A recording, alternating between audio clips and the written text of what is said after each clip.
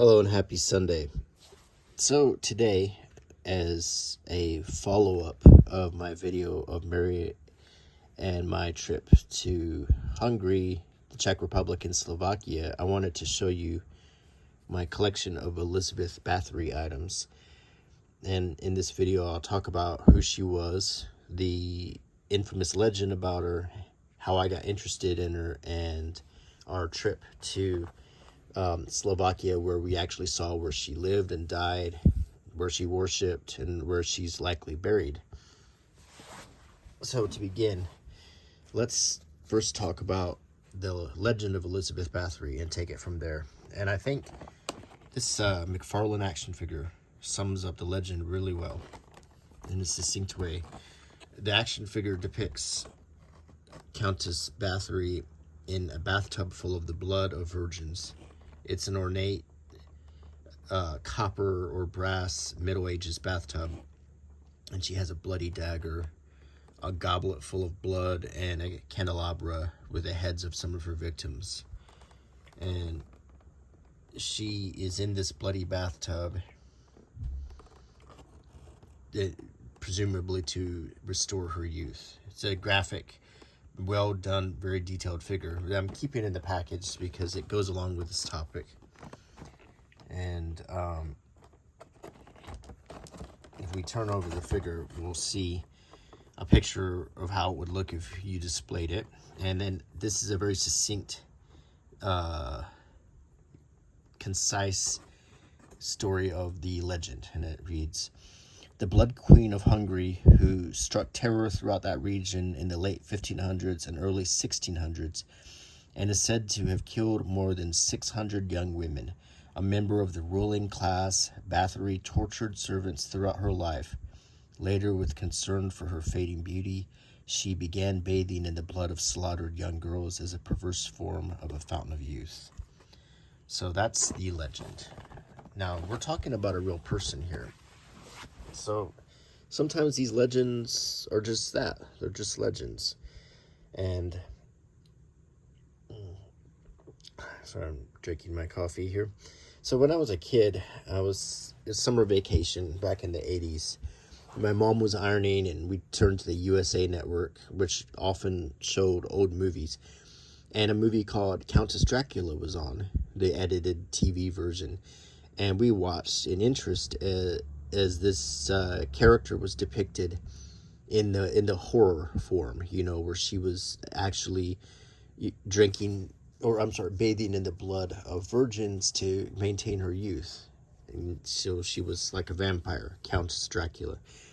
And my mother, who knew a lot about history, questioned that story and said that from what she understood, there's more to the story than that these may have been baseless accusations. So I became very interested in the topic. And what I have to show you today are some things I've collected to better understand who Elizabeth Bathory is. They have made a comic book about her. This comic is in production right now, and it's called Vanity. I have the first 3 issues, and I'll show you the cover in the back. It's very artistic, and it's a very you can put that together to make a face. It's the 3rd issue. And as you can see, there's a puzzle sort of forming here as we go down. And it will, when it's all said and done, it will form a whole picture of her. It's printed on really nice paper, and it has an introduction that more or less spells out what I just said, but it does start to question the legend a little bit. I do not want to reveal everything that's in the comic, so if you choose to get this for yourself, you might want to enjoy it yourself. But I will show you a few pictures to give you an idea of the artwork. It's in color, and it's very dark, but I would say it's very well done, the art style. I don't even want to go into where they stand on it, on the legend. I just want, if you're interested in it, it's just something you might want to look into. The next thing I want to show you, so it's hard to find a book about Elizabeth Bathory that isn't just a little part of some book about monsters. Or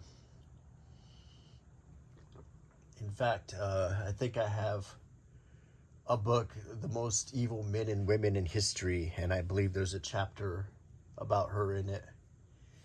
There's not a lot of, exhaustive books about her. In fact, this was the first book I bought, and it's more or less a booklet.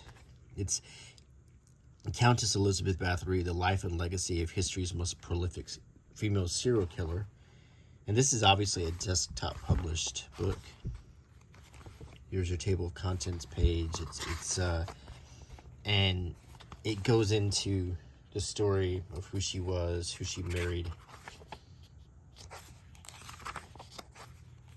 and then we get into the accusations about her, that they sent an official to the castle where she lived, Shakti's castle, and started finding the shallow graves of young women all around the castle, supposedly. And this is Shakti's castle, which I went to, and I'll show you some souvenirs from there. I did shoot some video while we were there. Vlad the Impaler has really no connection to this, other than the closest he was to all of this was he was in prison underneath Budapest, which is, a couple hours away at one point. These are medieval torture devices. They had some in the castle.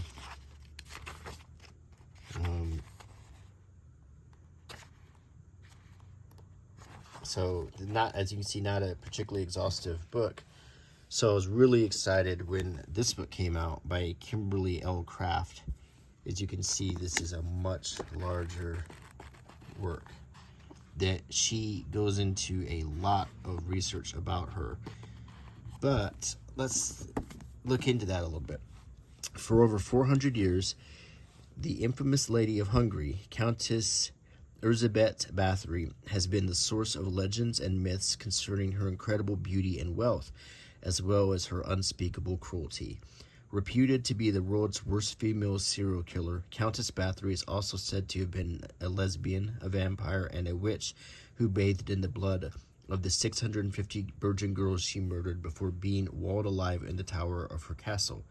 The truth, however, is finally revealed through actual letters, documents, and trial transcripts, many of which have been translated into English here for the first time. Learn the true story of the so-called Blood Countess from her own letters and the testimony of over 300 witnesses who knew her personally.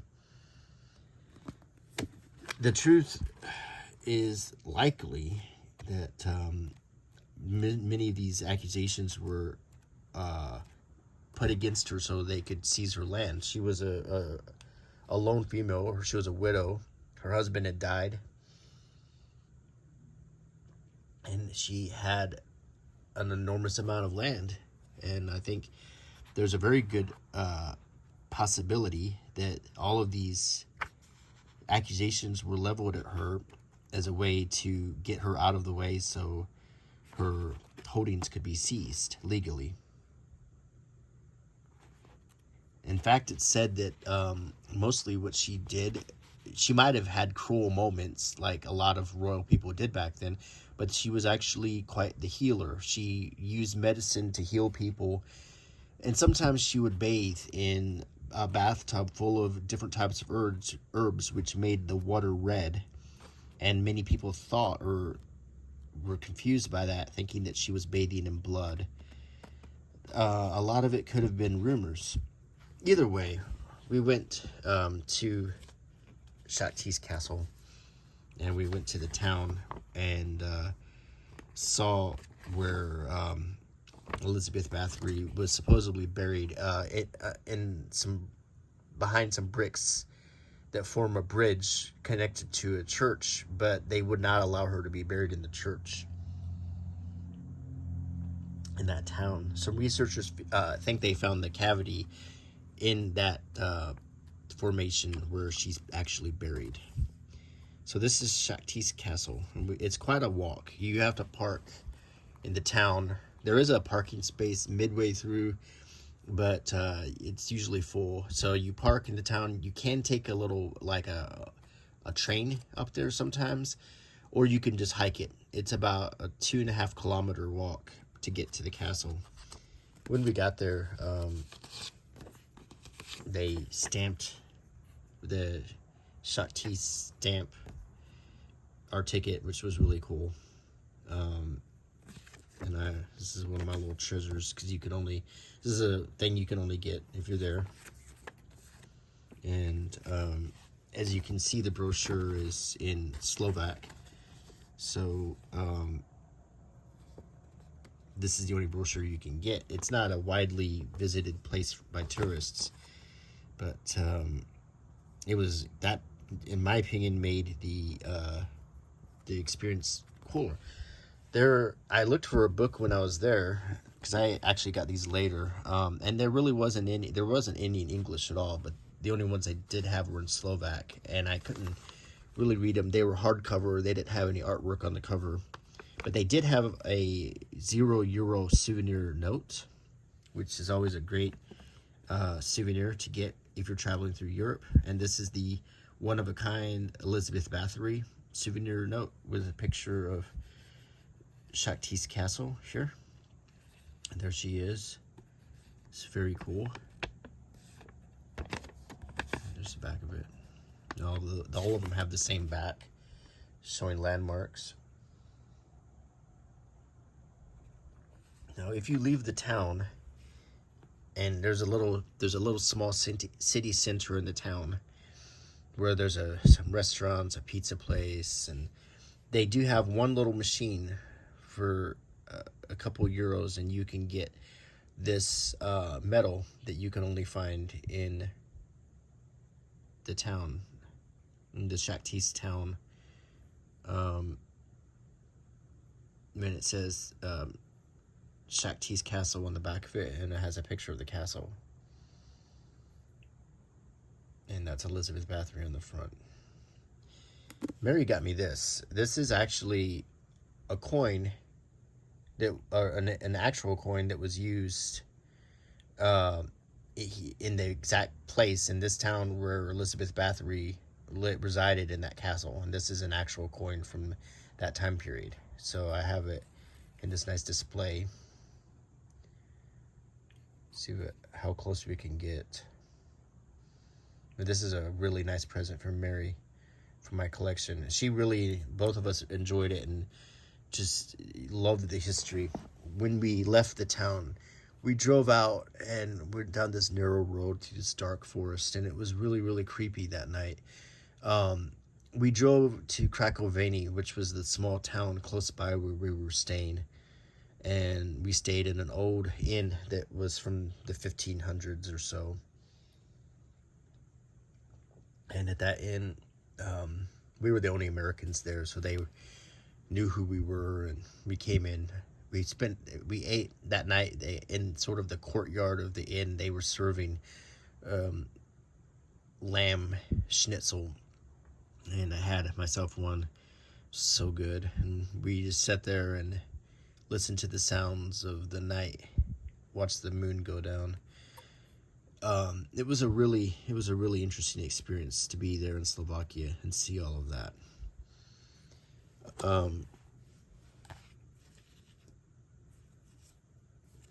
This is a book, The Private Letters of Countess Elizabeth Bathory, also by Kimberly Craft, and this was the source material she used for her books.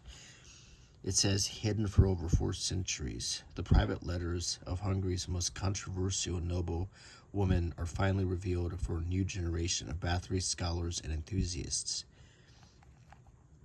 Over 40 newly translated documents are contained here, providing an intimate look into the everyday life of the so-called infamous lady. Included here are her private letters to relatives and fellow nobles, administrative documents to staff, and her last will and testament. These records, along with supplemental historical and biographical information, provide a wealth of new information. Now, I'm going to tell you this story. Then we'll look at a couple of these letters. So this is Shakti's castle. This is where she lived. Now, Elizabeth Bathory was married to she was a Hungarian countess or noblewoman.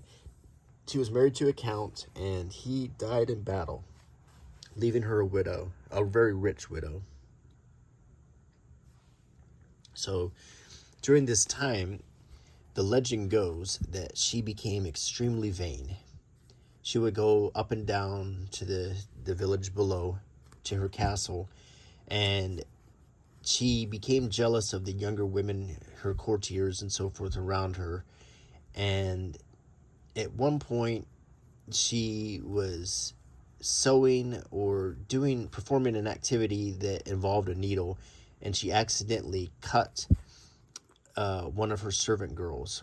Alternatively, it says she slapped her so hard that it caused blood to pour out of her. And the blood got on Elizabeth's face, and then when she rubbed it in, it made her skin smoother and look younger. So, with the assistance of some of her cronies, she would kidnap and torture and kill, just for sheer enjoyment, up to between 50 and 600 virgins in the area, and drain them of blood and bathe in the blood, just like this action figure. Eventually, the smell became so horrible in the area, and it was an open secret that they appealed for a local magistrate to come and investigate it, which he did. And they arrested her, put her on trial, found her guilty, and then they walled her up in Shakti's castle, in that tower right there. And for the rest of her life, she was in one room. They would pass her food and drink until she died, and then they undid the bricks and took out her body.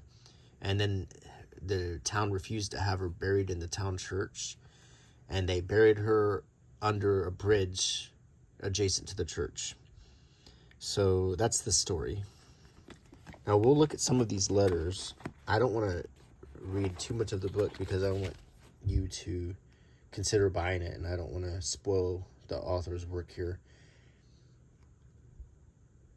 I thought first we'll look at a letter that was drafted during her final days to give you an idea of what was going through her head. Letter to Fank Bathory, June 28th, 1610. At your service, your grace, I wish all goodness upon my son and lord and you, and may God grant you much goodness. Since having viewed the roof of the Vienna home, and being told that if it remains in this state in the coming years, that everything will be lost at great expense to rebuild it, I will inquire further. Right now, I wish to begin repairs. As to how much completion will cost, it was said that 273 renaissance are needed for the improvements. Others send Aszugi something else for me.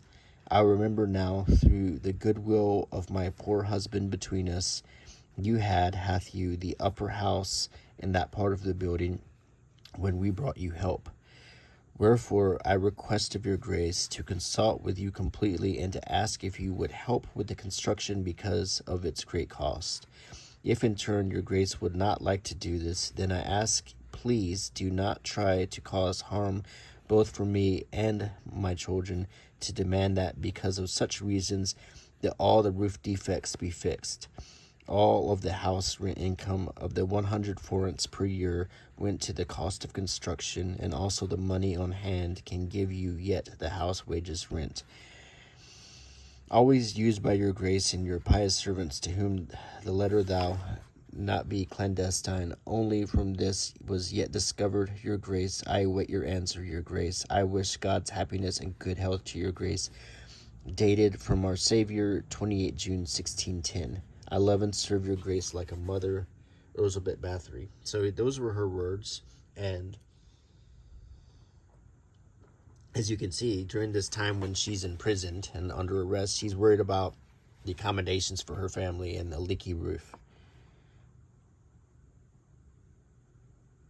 And here's another letter. Letter to Blasius Kisfaludi, August 27th, 1610. May God grant goodness to both mind and body, your grace. Only now ought your grace to have received our letter. Since then we have been informed that there at the Rabba River, in the midst of the village, at the edge of Chiavarga, first Van Boker and Deek Ballas have gone from the village to village. We would like to request your grace to bring us what news you hear, whether all there have shunned them at Chiavarga, and that might be if the saints of the village should support the pair, which things, if yet doeth few things, your grace many things we like on the one hand, yet grow weary from on the other. God grant you long life and good health. Dated from our Savior, 27 August 1610. And this is what the letter looks like.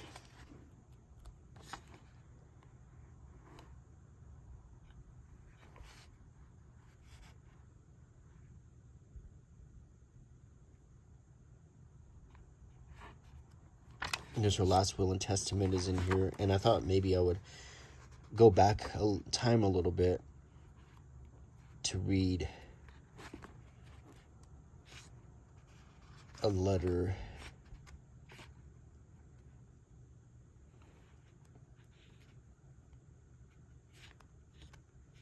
from the late 1500s. Let's see if I can find something.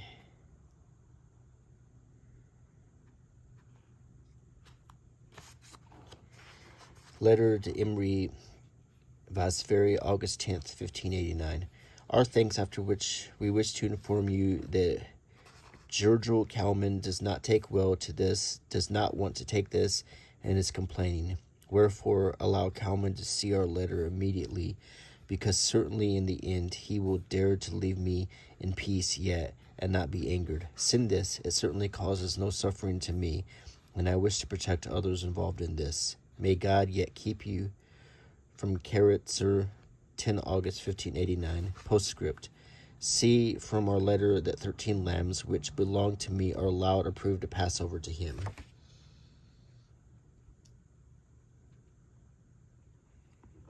So what you're hearing are her words. You're hearing the words of Elizabeth Bathory. Normal words from possibly a normal woman.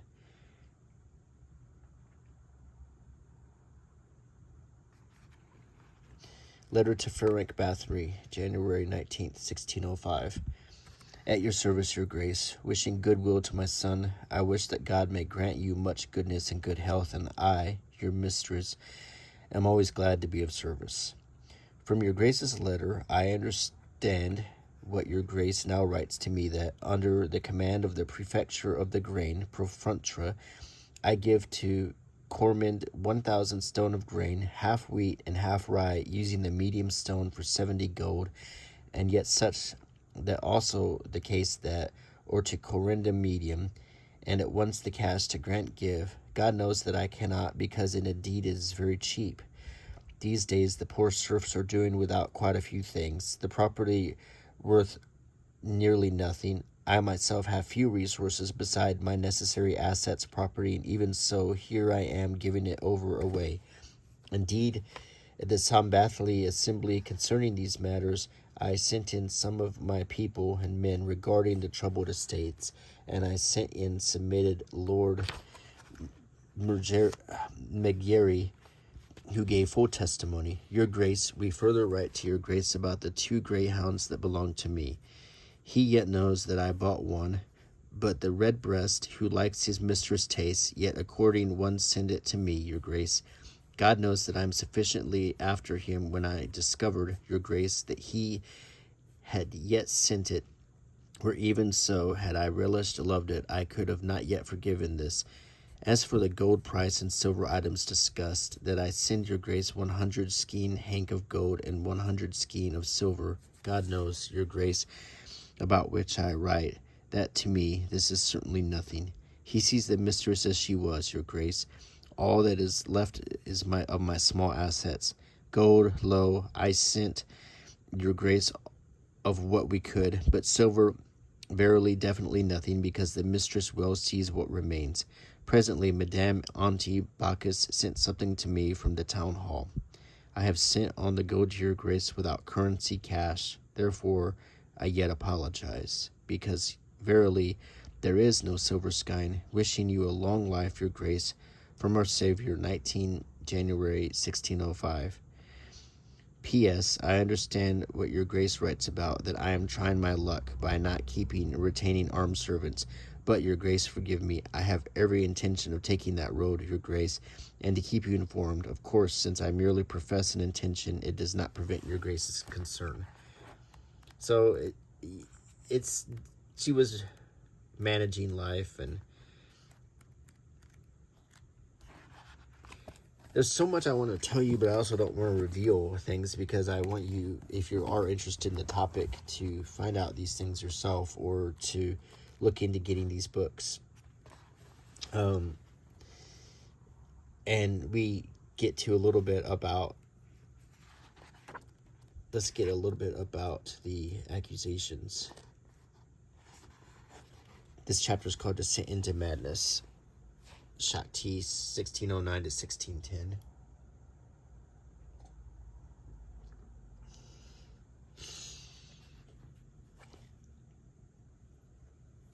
Sometime before her husband Fank's death in 1604, Elizabeth Bathory surrounded herself with an intimate cohort of servants. In addition to Anna Darvoya, who had already distinguished herself to both Sarvar clergy and locals as running a butcher's shop or torture chamber for the lady, 4 others, an unusual mix of 3 old women and a young man, would come to serve as the ad hoc heads of her private household. In the name of maintaining order and discipline, these servants would eventually expand their roles to become her chief torturers and even execution squad. The 4 included a lad named Janos Fixo Ujavari, known simply as Fixo, a Hungarian word for fellow, lad, or kid. The full name translates as John, the fellow from Ujvar, and Nadasi children's wet nurse, the widow Iona Helena Yonagi, a friend of Iona Joe named Doretta Dorothea Cervantes, and a washerwoman named Caitlin Katerina Urquata Benexi. Fisco was brought into the Countess's service allegedly by force, sometime between 1590 and 1595, likely 1593 or 1594. We're not exactly sure how old Fisco was. However, the trial documents, as well as letters of the period, referred to him as a young lad. Witnesses called him a boy or kid, and when finally convicted in 1611 for torturing and murdering Countess Bathory's servant girls, his sentence would be reduced to, in part, due to his youthful age.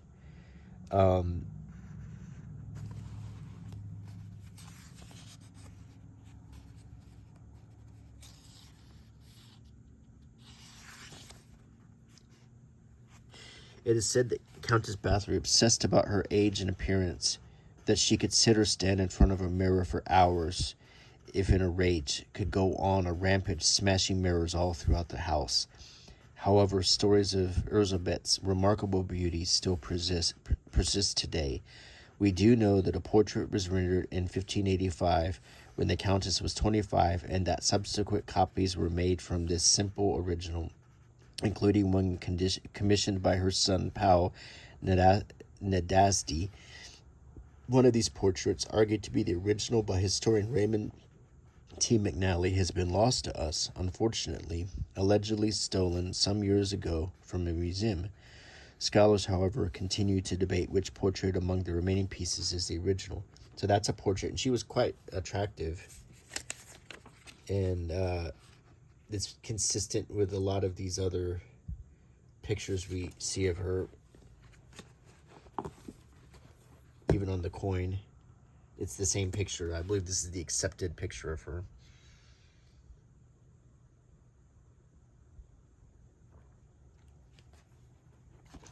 Much has been said about Elizabeth maintaining her beauty through sorcery, specifically that she drained the victims of blood so as to bathe in it and thereby restore youthfulness and vitality to her appearance.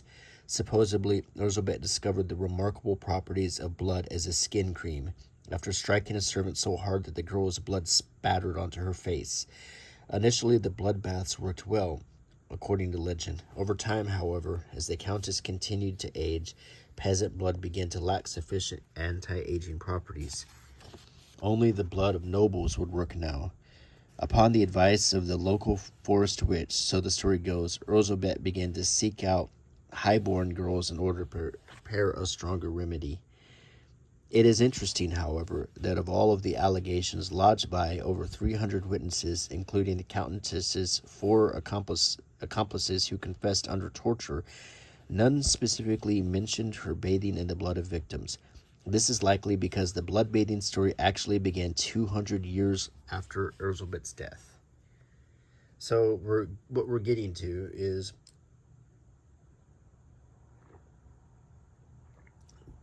this woman, Kimberly Craft, and I hope you look into buying her book, read all of the trial transcripts, all the letters, and is finding out that many of the accusations and legends that are depicted in things like this action figure, this comic, you know, the many books that you can find about her, could have been legends that sprang up centuries after she lived. So the bottom line is there is a possibility that all of this was fake and we've been disparaging an innocent woman for many years. I don't know. It's an interesting topic, and I hope you found this video interesting. And I hope if it maybe inspires you or sparks some interest in researching these things yourself, or even going to Slovakia to see the places for yourself like I did. And studying history to me is one of the most satisfying hobbies there is. And if you find something you're interested in, read about it, learn about it, and try to take it in as much as possible. And I find this to be one of my favorite things to do. So I hope you enjoyed this video, and please leave a comment, a thumbs up, subscribe to my channel. And until next time, bye.